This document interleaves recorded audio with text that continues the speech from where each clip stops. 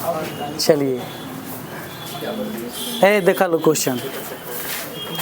कहता क्वेश्चन, किसी व्यापार संघ के पास 30,000 रुपये का कोष है जिसमें दो भिन्न भिन्न प्रकार के ब्रांडों में निवेश करना है। प्रथम ब्रांड 5% वार्षिक दर से तथा द्वितीय ब्रांड पर 7% वार्षिक दर से ब्याज प्राप्त करना होता है।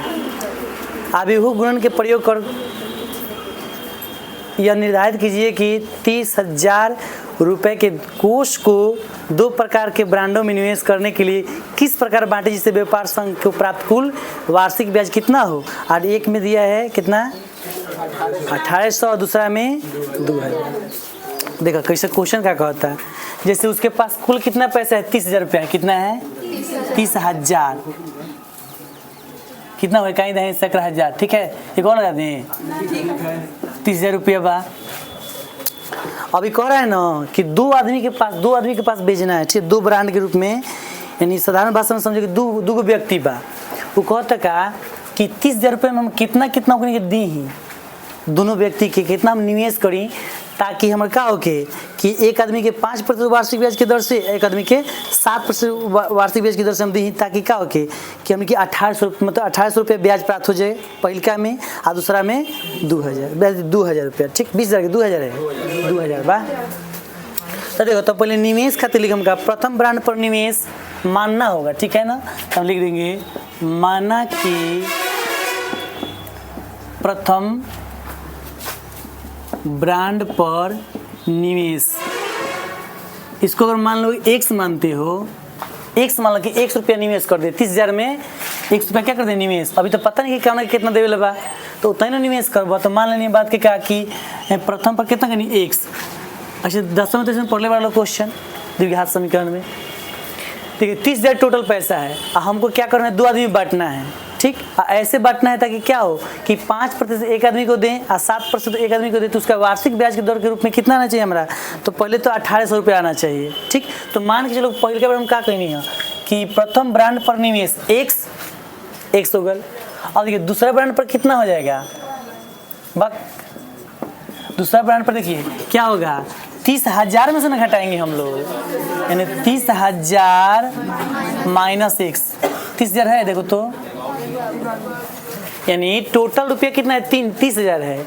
तो मान लो एक आदमी की 1 रुपया दे दिया तो 30,000 में ना घटाएगा। दूसरा आदमी को मान लो कि ऐसे देखो यहाँ पे तो समझो जैसे मान लीजिए टोटल रुपया मान लो 20 रुपया, ठीक।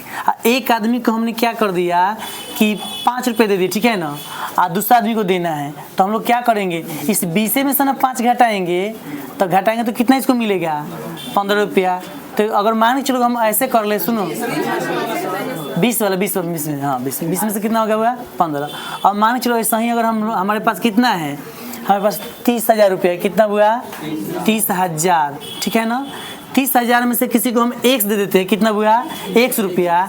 तो दूसरा आदमी कितना बचेगा 30,000 माइनस x ना यहाँ होगा।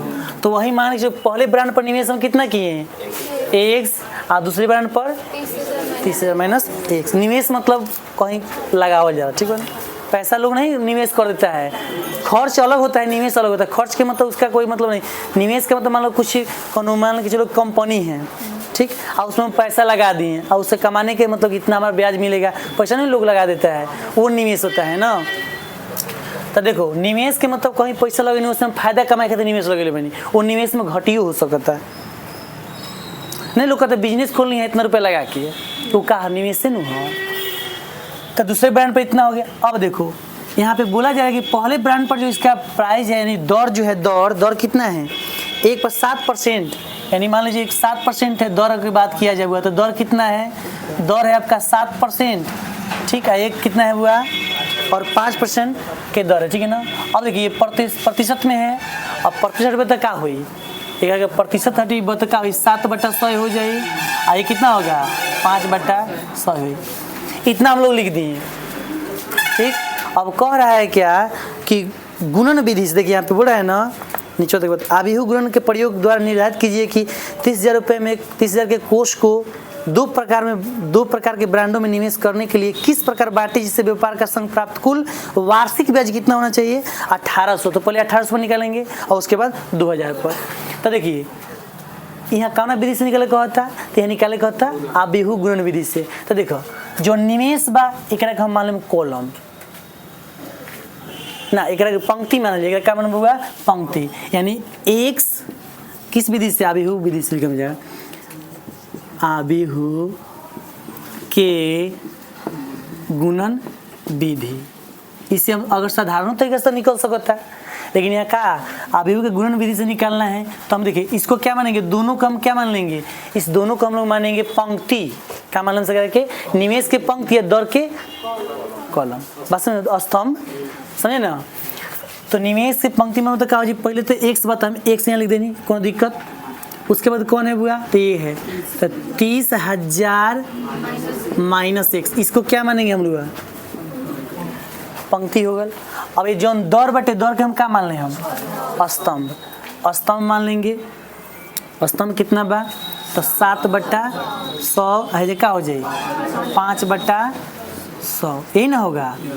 अब देखो ये दोनों के गुना करके प्राप्त हमारा कितना चाहिए, हमारा ब्याज कुल कितना चाहिए, तो हमको 2800, यहाँ पे 2800 लिख देंगे। 2800 नु बा, 2800 कर लेते नहीं, कोई दिक्कत नहीं है, ठीक है। अब क्या करो, बस गुना करा लें, तो गुना करा लो, इससे कीजिए, इसमें गुना तो कितना होगा 7x/100 प्लस का चिन्ह होगा, ये वाला पूरा इसमें ना गुना होगा, तो क्या होगा बताओ, 3 इसमें करो गुना तो कितना हो जाएगा 15,000 होगा कि 1.5 लाख होगा, 1.5 लाख होगा, तो कितना हो जाएगा बताओ, कितना जीरो होगा इस पर, 1 2 3 4 5, सही बोला है सब, इकाई दाई सैकड़ा हजार 10,000 लाख 10 लाख, ठीक है 15 लाख होगा ना कि 1.5 लाख होगा, 1.5 लाख होगा, एक जीरो कम होगा, इकाई दाई सैकड़ा हजार 10,000 लाख, ठीक है 1.5 लाख। अब देखिए इससे इसमें गुना किए, उसके बाद क्या, अब माइनस से कीजिएगा ना, तो कितना बट्टा में क्या होगा, सबके बट्टा में होगा -5x बट्टा में क्या होगा 100 हो जाएगा, कोई दिक्कत नहीं है, कोई दिक्कत नहीं ना है, बराबर 0। अब देखिए 1 देखिए, अच्छा 1800। अब यहाँ पे देखो कि जब हमें गुना करनी तो क्या देखो भाई कितना हुआ 1/2 है, 2 ना है, एगो है 1/2, इसमें क्या हुआ 2/1, तो बनेगा क्या, देखो 1/1 बनेगा ना, चलिए तो ये 1/1 तो बन ही गया। अब इसको केवल क्या करना, हल कर लेना है, तो हल करो, इसका क्या होगा लघुत्तम 100, ठीक। अब यहाँ पे क्या करोगे 100 मतलब 7x यहाँ पे हो जाएगा बुआ, अब प्लस इस सेम टू सेम उतर जाएगा, तो कितना होगा 1.5 लाख माइनस कितना होगा 5x, ठीक है बुआ। और देखो यहाँ पे क्या होगा, यहाँ पे जो है 1800। अब देखो यहाँ पे अब कुछ नहीं करना है, इसको केवल हल कर लेना है। यहाँ देखो तो दिख रहा है कि नहीं, उधर दिखाई देगा, घुमाना नहीं है, देखो इतना हम लोग कर लिए ना। अब हम लोग करेंगे क्या कि बस अब इसको उधर भेज देंगे, इधर दिख रहा है देखो तो बुआ, ठीक है। देखो अब क्या करेंगे, इसमें जोड़ दो, 7 में से 5 जगह तो कितना होगा 2x प्लस कितना हो जाएगा 4 को 0 हो गया, ठीक है। बट्टा में कितना है 100 है ना, बराबर में क्या है 1800, तो 1800 कर लो। अब कुछ नहीं करना है, अब देखो क्या करना है यहाँ पे, उसमें देख दें यहाँ क्या बट्टा में 1 डाल दोगे तो 3 गुना करो क्रॉस, इसको इधर करोगे तो कितना होगा 2x प्लस 15 पर 4 0 हो गया। उसके बाद क्या करोगे, इसको उधर भेज दोगे तो 18 पर 4 0 कितना हो जाएगा, एक और 0। अब सुनिए क्या होगा, इसको उधर भेज दोगे तो कितना होगा 2x बराबर 1,80,000 में से कितना घटाना है आपको 1.5 लाख घटा देना है, तो कितना हो जाएगा 30,000 होगा, कितना होगा बुआ 30,000। अब ये क्या करोगे, भाग दे दोगे तो x का मान कितना होगा 30,000/2 हो जाएगा ना, 30,000/2, तो काटोगे तो कितना होगा x का मान 15,000 रुपया होगा। अब सुनो ध्यान से क्या हुआ, देखो प्रथम ब्रांड में निवेश कितना करना पड़ेगा बुआ 15,000 निवेश करना पड़ेगा, दूसरे ब्रांड में कितना, तब 15,000 में से फिर 15,000 तो 15,000 ना बचे, 30,000 में 15,000 घटाओगे तो 15,000 ना बचेगा। यानी कहने का मतलब क्या है कि प्रथम ब्रांड में अगर 15,000 निवेश करते हैं, दूसरे ब्रांड में भी 15,000 निवेश करते हैं, अगर 15,000 यहाँ निवेश करते हैं, उसका 7% वार्षिक ब्याज की दर मिलता है, तो उस समय हमको कितना मतलब इसमें निवेश कितना पड़ेगा, मतलब 30,000 पुराने के लिए, तो 15 मतलब कितना ब्याज कितना 18 ना है, 18,000 ब्याज प्राप्त करने के लिए क्या करना पड़ेगा, इसको भी 15,000 देना पड़ेगा, प्रथम ब्रांड में भी निवेश करना पड़ेगा, और दूसरे ब्रांड में कितना, यानी क्वेश्चन जैसे कह रहा हुआ, क्वेश्चन के मतलब का बा, क्वेश्चन में कहता कि दो ब्रांड बा, यानी दो मतलब मान लो एक तरह से कंपनी बा, और मैं पैसा निवेश कर, तुम कितना निवेश करता कि हमारा 1800, पहले में 1800 प्राप्त करने के लिए बोला ब्याज, कि 1800 प्राप्त कैसे होगा, 1800 हमको फायदा हो जाए साल भर में, तो देखो जो सुनिए 5% दे रहा है, उसमें भी कितना आपको निवेश करना है, 15,000, और दूसरा में भी 15,000, और साल भर देखा जाए तो साल भर में दोनों का निवेश कितना हो जाएगा, आपका 1800 रुपया हो जाएगा, मतलब दोनों का मतलब ब्याज निकल जाएगा, तो ऐसे हो जाएगा। अब देखो दूसरा जिसमें बी जो दिया है, बी में क्या करेंगे, सब कुछ वही रखेंगे, ठीक है ना, केवल जहाँ 18 है ना, वहाँ पे क्या कर देंगे 2000 सॉल्व करेंगे, हमारा आंसर आ जाएगा। बात समझे सब? चलो इसको मिटा देते हैं, दूसरा क्वेश्चन देखते हैं, ठीक है।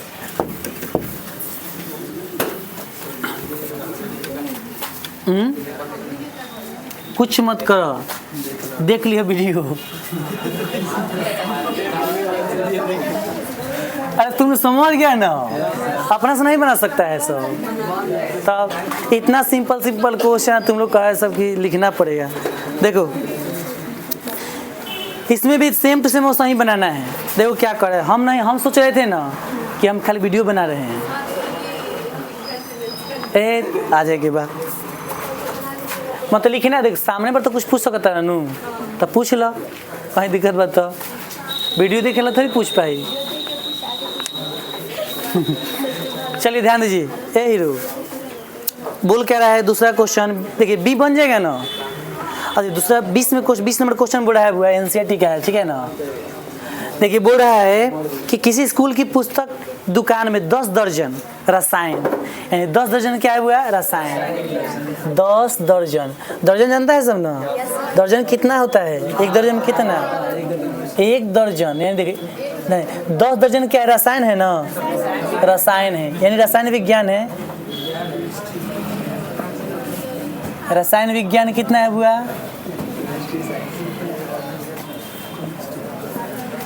देखिए 10 दर्जन है रसायन, अगर 10 दर्जन है तो इसमें कितने पुस्तक होंगे बताओ, तो 10 गुने 12 तो कितना होगा, 120 पुस्तक होगा ना। उसके बाद देखो आगे दिया है कि 8 दर्जन क्या है, भौतिकी है ना, तो 8 दर्जन कौन है हुआ, भौतिकी है, भौतिकी विज्ञान यही ना है, भौतिकी विज्ञान है ना। चलिए तो कितना है, 10 है तो 10 गुने 8 है, 8 गुने कितना हो जाएगा 12, तो कितना होगा 96 हो जाएगा। उसके बाद देखिए 10 दर्जन क्या है, अर्थशास्त्र है, 10 दर्जन क्या है हुआ, अर्थशास्त्र है ना, क्या है अर्थशास्त्र, याद रखिएगा। तो कितना होगा इसका हुआ 10 गुने 12 तो कितना हो जाएगा 120। ध्यान दीजिएगा, अब प्रश्न फिर से पढ़ते हैं, अब समझिए। कह हुआ किसी स्कूल की पुस्तक की दुकान में 10 दर्जन रसायन विज्ञान, 8 दर्जन भौतिक विज्ञान तथा 10 दर्जन अर्थशास्त्र की पुस्तकें हैं। इन पुस्तकों का मूल्य भी दिया हुआ है, विक्रय मूल्य, यानी वह मूल्य मतलब कितना में वो खरीद सकते हैं आप। तो विक्रय मूल्य कितना दिया हुआ, तो 80, यानी किसका, इसका 80 दिया है, यानी दर अगर देखा जाए हुआ, दर इसका कितना है 80 रुपया है, उसके बाद कितना है 60 रुपये इसका है, किसका, तो भौतिक विज्ञान का। उसके बाद कितना है वो 40। लेकिन देखिए एक ही गो का है, यानी एक बुक का देखिए, अगर आप रसायन शास्त्र का मतलब रसायन विज्ञान का अगर एक बुक लेते हैं तो कितना मिले आपको देना पड़ेगा, 80 रुपये देना पड़ेगा। और एक बुक अगर भौतिक शास्त्र का लेते हैं तो 60, और एक बुक किसका अर्थशास्त्र का तो 40। ये पूरा दर्जन भर का नहीं है, यहाँ पे देखिए बोला है ना, देखो कि 80, 60 तथा 10 प्रति पुस्तक, यानी हर एक पुस्तक का मूल्य ये है, ठीक है ना। अगर एक बुक लीजिएगा रसायन शास्त्र का तो 80 हो जाएगा ना, और उसको भौतिक का लीजिएगा तो 60। उसी प्रकार अर्थशास्त्र का एक बुक लेते हैं तो 40। तो हम लोग देखिए क्या करें, फिर वैसा ही करेंगे। आभिहु गुणन विधि से आपको क्या करना है, इस पुस्तकों की कुल धनराशि निकालना है, ठीक है ना, मतलब कितना सबको खरीद तो होगा, पैसा कितना लगेगा, ठीक। तो तो देखिए हम लोग लिखेंगे यहाँ पे अपना लिख लेना सब क्या,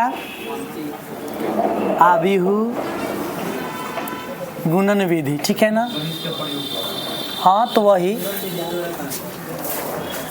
उसी से नंबर निकालिएगा। अरे वही बीजगणित लास्ट में निकल नहीं जाएगा। अब देखो यहाँ पे हुआ, सुनो अब हम इसके पहले ही बताए थे कि जो ये वाला है ना इससे हम पंक्ति बनाएंगे, जो वस्तु हो उससे हम लोग पंक्ति बनाते हैं। जैसे निवेश किए थे तो पंक्ति बनाए थे, वैसे जो इससे दर हो प्राइज हो जो भी है उससे क्या बनाएंगे हम लोग, स्तंभ बनाएंगे। और उसको गुना करके क्या निकालेंगे, उसका जो ओरिजिनल वैल्यू निकाल देंगे। यानी हमको निकालना क्या है, धनराशि निकालना है, धनराशि नहीं निकालना है, टोटल धन यानी दुकानदार को कुल धनराशि। तो ये पहले लिख देंगे कुल धनराशि, कुल धनराशि। कुल धनराशि में देख क्या होगा, तो सबसे पहले इससे क्या बनाएंगे, एक मैट्रिक्स बनाएंगे और ये क्या होगा, पंक्ति होगा। तो 120 96 120, ठीक है ना। और उसके बाद इससे क्या बनेगा आपका 80 60 40। अब इसको गुना कराओ सब, इससे कराओ तो कितना होगा 96 पर 2 को 0 कर दें, फिर प्लस का साइन, 96 में 60 से कीजिए, कितना होगा, गुना करो सब जल्दी से, मने मने कर रहा है सबका। 576 पर कितना जीरो, 1 जीरो, 576 पर 1 जीरो, चलो ठीक है। उसका इससे इसमें करा गुना, 48 पर कितना 2 जीरो, और सबको जीरो तो कितना रहा है 60, पूरा 60 रहा है।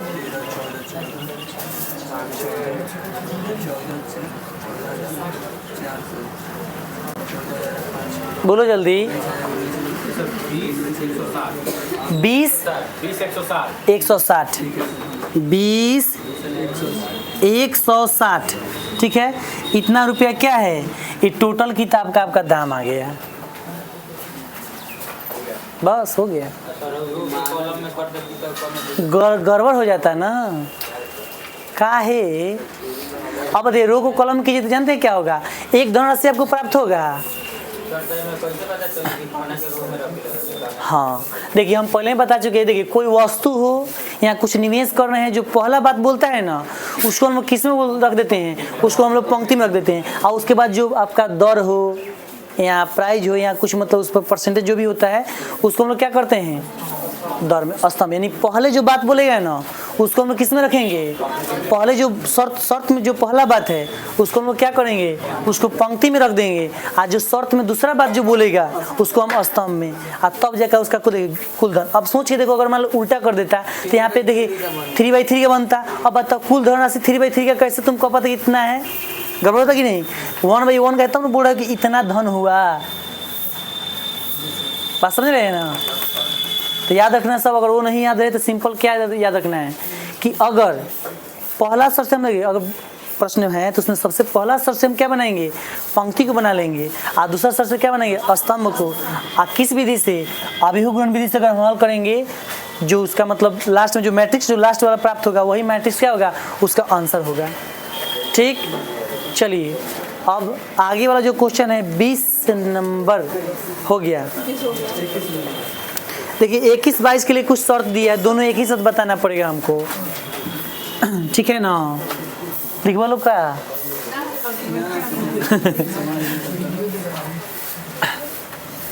सब लोग का एग्जाम इसलिए नहीं, ऐसा काम था कि हम सोचते नहीं कि वीडियो बनाता नहीं तो भुला जाता नहीं। चलो देखिए ये क्वेश्चन जो 21-22 है ना एकदम बहुत ज़्यादा इंपॉर्टेंट है। देखिए इसको बनाने के लिए पहले देखिए शर्त दिया है क्वेश्चन में, देखिएगा इधर 20 के नीचे मान लेना है। देखिए कै गो आबी हुआ, तो देखिए एक्स वाई जेड डब्ल्यू और पी आबी हुआ है, ठीक है ना।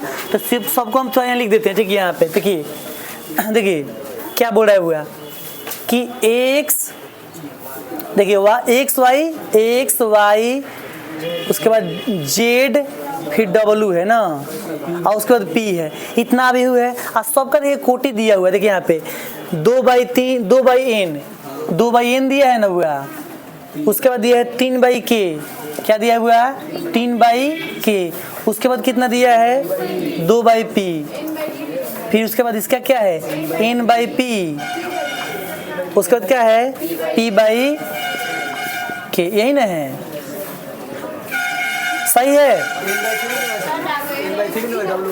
W का कितना है, मिलाओ तो पहला का 2/n, दूसरा का 3/k, और उसका तीसरा का 2/p, और चौथा का n/3। अच्छा यहाँ पे n/3 होगा, n/3 चलो कर लेते हैं। उसके बाद p/k, ठीक है ना।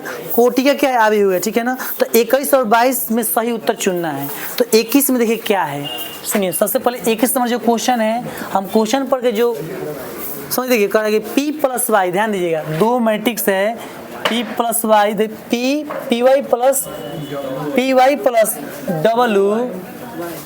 wy के परिभाषित होने के लिए n के p में क्या संबंध है, n p k में आपको संबंध बताना है, ठीक है ना। देखिए ऑप्शन भी दिया है, क्या ऑप्शन ए में देखिए क्या दिया है, सुनिए। k का मान कितना दिया है बुआ, 3 दिया है। p का मान कितना दिया है, तो n दिया है। b में दिया है k स्वेच्छ, स्वेच्छ मतलब जानता है सब क्या होता है, कुछ भी हो सकता है। स्वेच्छ मतलब क्या होता है, कुछ भी हो सकता है। p का मान कितना दिया है बुआ, 2 दिया है। और c में कितना दिया, क्या दिया है ऑप्शन, p स्वेच्छ दिया है, ठीक है ना। उसके बाद क्या दिया है बुआ, k का मान 3 दे दिया है। उसके बाद d,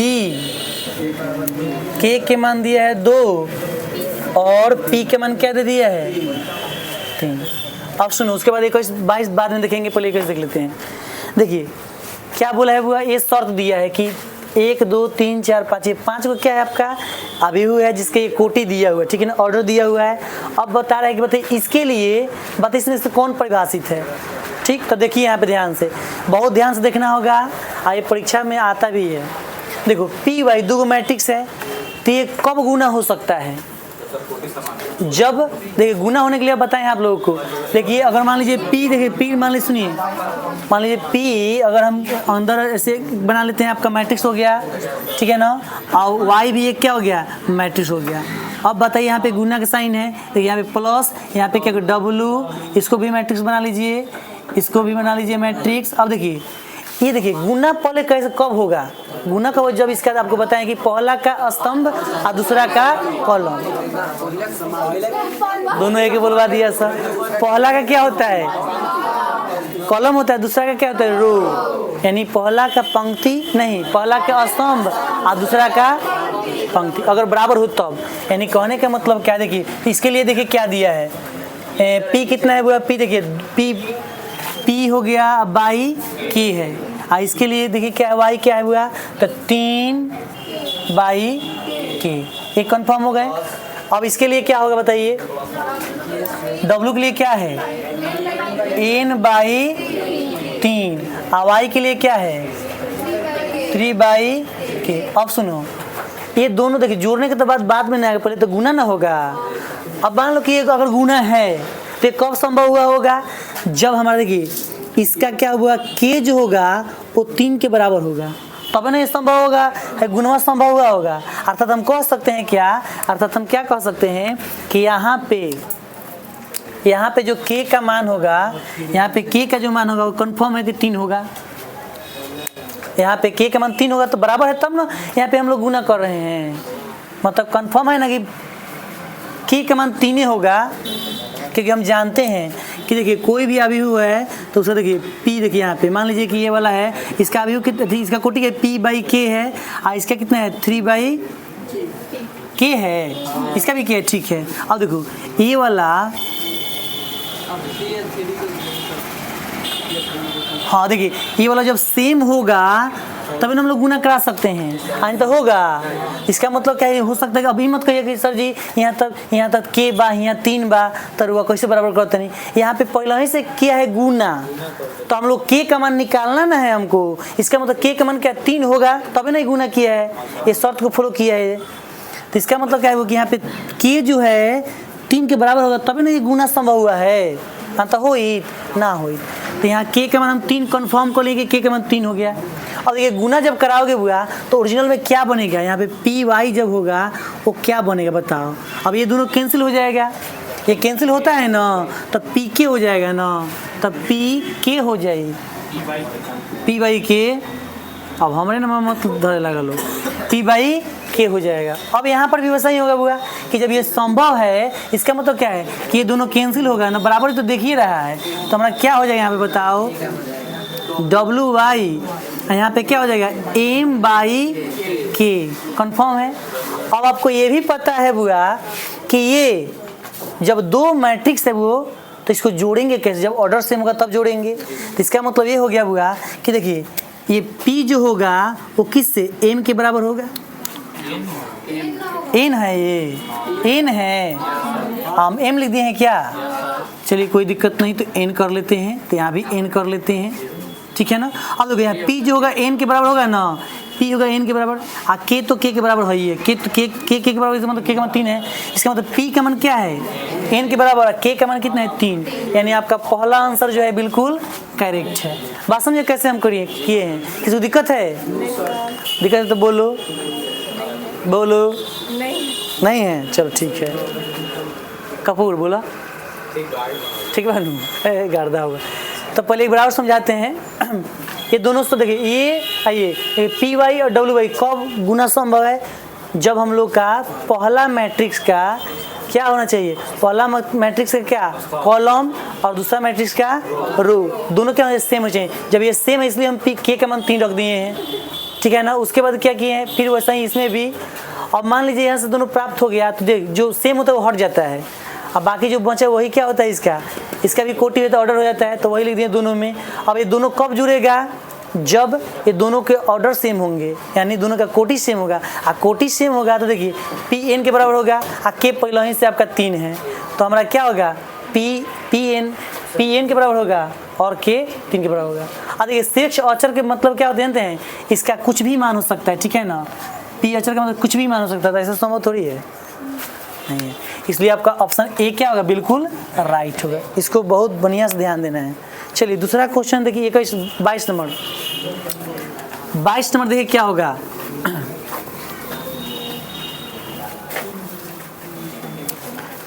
22 में क्वेश्चन दिया हुआ है आपका कि यदि n बराबर p, देखिए यहाँ पे क्या दिया हुआ, यदि 22 नंबर देखिए क्वेश्चन कर रहा है क्या, यदि n बराबर p है, क्या हुआ n बराबर p है, तो अभिहु दिया हुआ है कि 7x - 5z की कोटि है। कोटि आपको बताना है, क्या बताना है हुआ, कोटि, ठीक है ना।